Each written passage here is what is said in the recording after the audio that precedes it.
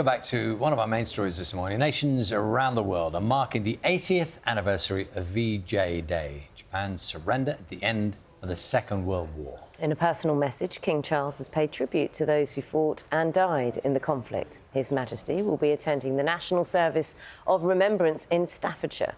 Tim Muffet is there now. And Tim, of course, this is a very poignant day for so many people.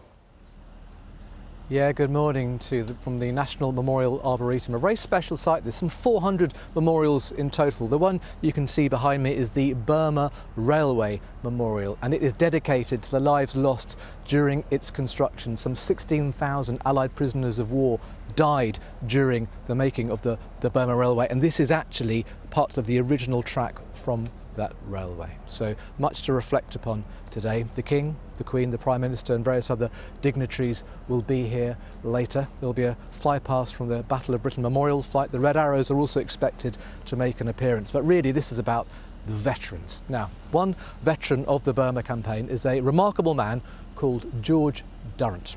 A few weeks ago he turned 101 and I was absolutely honoured to be invited along and to share his birthday with him. Brilliant. We'll have to get you to do that again in a minute when we're recording it. Mark it, please, sir. Here you go. I'm 101. Wow. Young, not old, young. 101 years young. Yeah. I like that. George Durrant was stationed at the Army's base in Catterick, North Yorkshire. World War II was raging. He'd wanted to learn how to drive tanks, but couldn't because of his eyesight. One day they asked for volunteers to do a special job abroad. So they put me on a boat and sent me out to India. Here you are, April 1944. That's up on the northwest frontier on the borders of Afghanistan. And then we went into Burma. 14th Army men go forward on the last stage of the drive which won back Mandalay.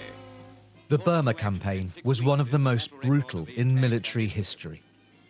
Hundreds of thousands of Allied troops endured horrendous conditions as they battled Japanese forces following Japan's invasion of Burma, which is now known as Myanmar. We were fighting the Japanese. So all the time you had to remember it's either him or you. That's the only way you could look at it, him or you, no other way. Bullock carts and pack animals are as useful today as when the Mongol warrior chieftains fought over this jungle many centuries ago. Everything was so damn stinking hot. You had to be careful in the morning when you put your boots on. If you put your foot in and a snake was there, it would bite you and you would be dead.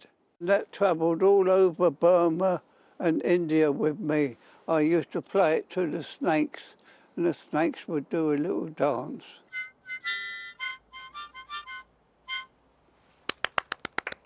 Excellent stuff. Victory in Europe was declared in May 1945, but George and thousands of others would have to wait another 3 months. The war in Europe was coming to an end, but yet it was still going on where you were. Well, how did that feel?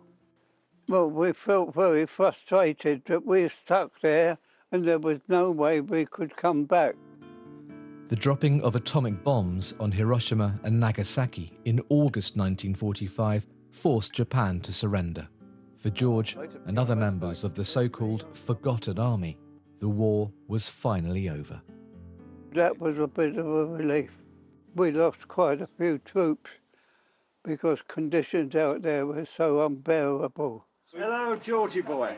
Hello. George certainly isn't forgotten here. It's his 101st birthday party. That's nice. John Holloway is also 101. Oh, I've got the key at the door. Never been 101 before. During World War II, he was an engine mechanic with the Royal Navy's Fleet Air Arm, based in India. We've got a lot to thank these characters for. It's a swordfish, isn't it? Swordfish, Yeah. yeah. I ended up in the war servicing swordfish. Really? So you serviced one of the planes which are on this birthday card for George? Yeah. Well, these are my father's medals. He served in Burma. His name was Dennis Sharman. Do you think VJ Day has been overlooked unfairly over the years? I think it's been very overlooked over the years. I think if you speak to people, they feel exactly the same. More and more people are trying to encourage ceremonies and people getting together and remembering. They made unbelievable sacrifices to protect the country. They've spent so long away from their friends and family that these people have been through absolute equivalent of hell. George rode on many motorbikes during World War II, and he's loved them ever since. So there's a very special party guest. I'm in a group called War Bikes. We reenact stuff. What's it like when you meet someone who was there in World War II, riding a bike like the one you're riding today? It's great. George, how are you, mate? It's always nice to get information off the real McCoy. Happy birthday, George. Hey? Hopefully you don't finish all the beer. He's earned his drink. Yeah. Was he having 101 drinks? Happy birthday, dear George. George Durrant. Friend, family man, Thank you. Burma veteran. 101 years young. Oh, George, thank you so much for letting us share your birthday with you. All the very best from myself and from everyone at BBC Breakfast. Delighted to be joined by Lisa and your mum Tina, and you're here to talk about a very special man, aren't you? Your granddad, your dad, John. Yeah. Tell us about him. So my granddad, Pops, was a Lance Corporal in the Royal Norfolk Regiment and was in Malaya when Singapore fell, therefore became a Far East prisoner of war in Changi prison for the duration of the war. What's going to be happening today as far as you're concerned? How important is today? It's a deeply personal connection, you know, that the younger generation and everyone serving has that moment to remember the sacrifice and the commitment that our predecessors gave for our freedom today. Mm. Now, he lived a long life after the war, didn't he? I'm delighted to say. Tell us about your dad, Tina. Well, he lived till he was 93. He was eternally grateful to be one of those ones that came home and able to get married, but never forgot those comrades who were with him. I think it gave him wonderful skills in life and the realisation that you worked hard, but you also had to work with those others around you. Life wasn't just about you. And how was he when he came back? Well, obviously, he didn't talk about it. Lisa was the only person he talked, but I can remember the physical things. I can remember the headaches, the nightmares, the times when he took himself, you know what I mean, away from the family. And in that, he was well supported by the Far East Prisoner of War Association, who saw him through some of those difficult times. And he must have lost so much weight and been very physically Yes. damaged by the experience. When he came home in 1945, he was married a month after, and he weighed 5.5 stone for someone who was 5'11" tall. So that's his skin was yellow from the jaundice from the diet that he'd had. And you got his medals here today. And I have his medals here now, yes, and that is the Burma Star that he always looked at that and thought about his friends who didn't come home. Well, today is a great opportunity for us all to remember him. Wonderful. Thank you so much for sharing his story with us. Mark Atkinson from the Royal British Legion. What a day this is. How important is it?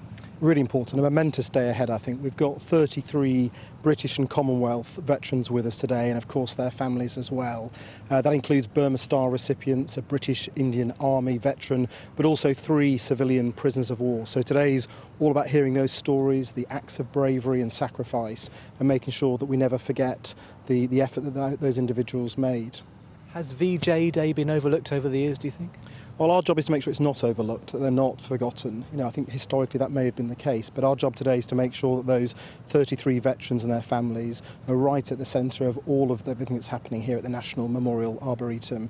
We've got, as I say, 33 with us. That includes a 104-year-old who was 19 years old. He was Special Forces operative, dropped into the jungle. He'll be with us today. That's Charlie Richards. And he tells about spending months in the jungle alone, you know, intercepting Japanese communications and ammunition. And so so we want to celebrate him and all of the people that are with us today. It's so important that whilst we can hear those first-hand testimony. Indeed. So the numbers are dwindling and dwindling fast. It's really important that we hear those stories, as you say, first-hand.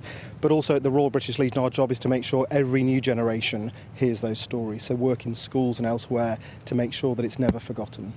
Well, thanks so much indeed for explaining us the plans for the day. And the weather is looking pretty good. It's pretty warm, to be honest. It's going to be a bit hot a bit later, but good weather for the flight past, so that's all looking good on that front. But really, as Mark was saying, and Lisa and Tina as well, it's so important that we hear from those people who were actually there. The members of the so-called Forgotten Army, they're not going to be forgotten today. Tim, thank you very much.